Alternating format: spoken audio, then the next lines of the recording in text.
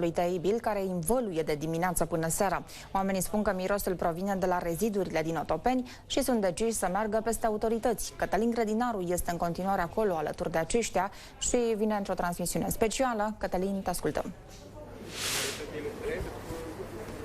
Bun găsit, am dat transmisiune în direct din foarte multe locuri, dar de aici am vrut să fug de câteva ori sau să-mi fac rost de o mască de gaz. Eu nu știu realmente cum trăiesc oamenii din Tunari în această duhoare, acest miros pestilențial care provine în mod evident din acest canal, da? Și acest canal este practic alimentat cu din tot felul de direcții, cu tot felul de reziduri. Avem stația de epurare, mai sunt ce ori mai fi pe traseu, însă problema este la autorități să rezolve acest lucru. Primăria din Tunari s-a apucat să facă ceva. Uitați, a pus aici un filtru natural ecologic de paie, dar primăria din Otopeni au venit și au scos baloția, ca și când nu știu cu ce i-a deranjat. Se escaladează oricum un război ciudat. Dar domn primar știe mai bine despre toate astea.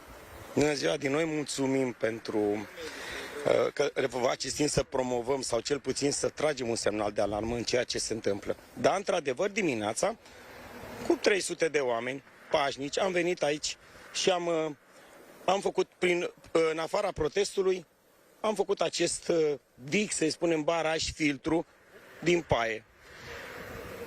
Ce vedem? Vedem imediat că acest baraj, acest filtru, separă imediat apa murdară de cea curată. O vedem și noi la final.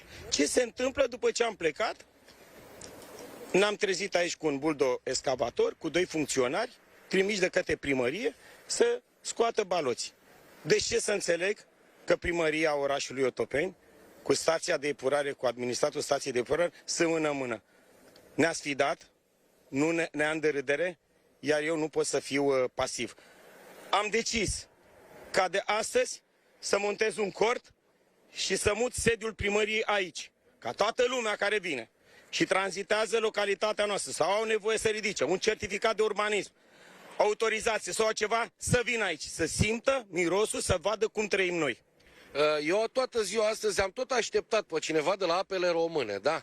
Pe cineva de la Garda de Mediu, să vină aici, să ia probe, să vedem despre ce e vorba. Nu s-a întâmplat asta, dar de fapt sunt ani de zile de când să tot chinuie oamenii de pe aici să rezolve această problemă. Acum să intre pe oamenii din spatele meu să-mi dea un răspuns colectiv. Credeți că se mai poate trăi în mirosul ăsta? Ce ziceți? Nu. Ce o să faceți? O să rezistați în miros așa sau? Dormim aici cu domnul primar împreună. Noi l-am adus pe domnul primar aici și o să dormim cu dumnealui aici până rezolvăm problema asta. Ne-am săturat atâția ani de zile de când ne tot rugăm cu frumosul, nu mai știu cum să mă exprim. Da. Mai mult de atâta nu putem să facem, decât să murim pe baricade. Cine n-a fost aici să miroasă, poate că nu înțelege pe oameni, însă uitați, am lângă mine pe un domn care de 20 de ani tot se chinuie cu... De 20 de ani plâng. Am stricat 5 imprimante câte sesizări am făcut. Nici o măsură nu s-a luat până în momentul de față. Sunt niște dosare, niște plângeri penale în lucru. Așteptăm să vedem cum o să soluționeze și așteptăm cei vinovați să plătească. E normal. Da, așteptați cam de multișor așa. Niciodată nu-i târziu. Da.